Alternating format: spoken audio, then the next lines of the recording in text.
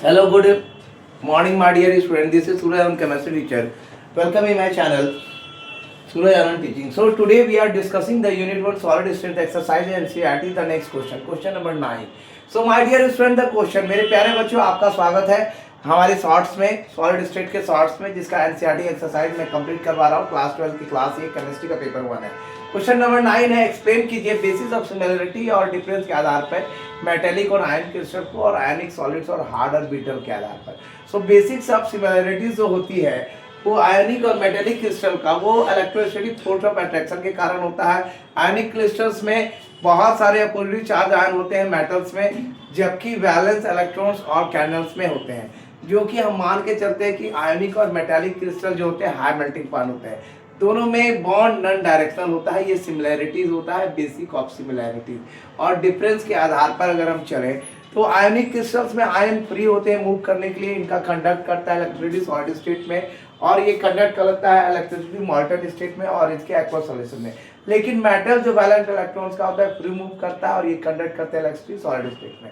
Ionic bond और आयनिक crystal strong होते हैं इलेक्ट्रोनिक फोर्स ऑफ अट्रैक्शन के आधार पर, जबकि मेटालिक बॉन्ड वीक और स्ट्रॉन्ग होते हैं depending the number of valence electron के आधार पर साइज ऑफ द कर्नल्स में।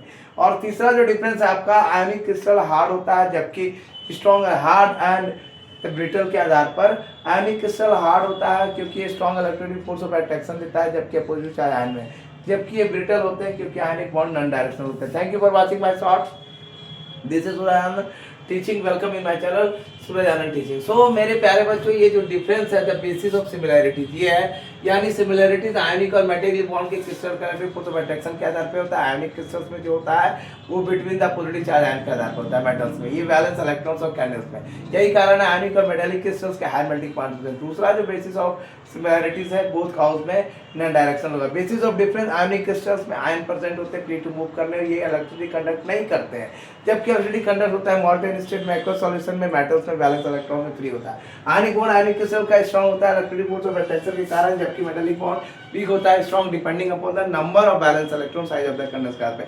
आयनिक क्रिस्टल हार्ड होते हैं क्योंकि strong electric force of attraction बनाते हैं, जबकि अपोजिट चार्ज आयन में, और ये ब्रिटल होते हैं क्योंकि आयन बॉन्ड नॉन डायरेक्शनल होते हैं। Thank you for watching my short. This is Suraj Anand, chemistry teacher. Welcome in my channel student teaching की मोर व्यूज की दुनिया में तड़का मचा दीजिए। और मेरे प्यारे बच्चों, बिना स्किप किए हुए वीडियो को देखिए।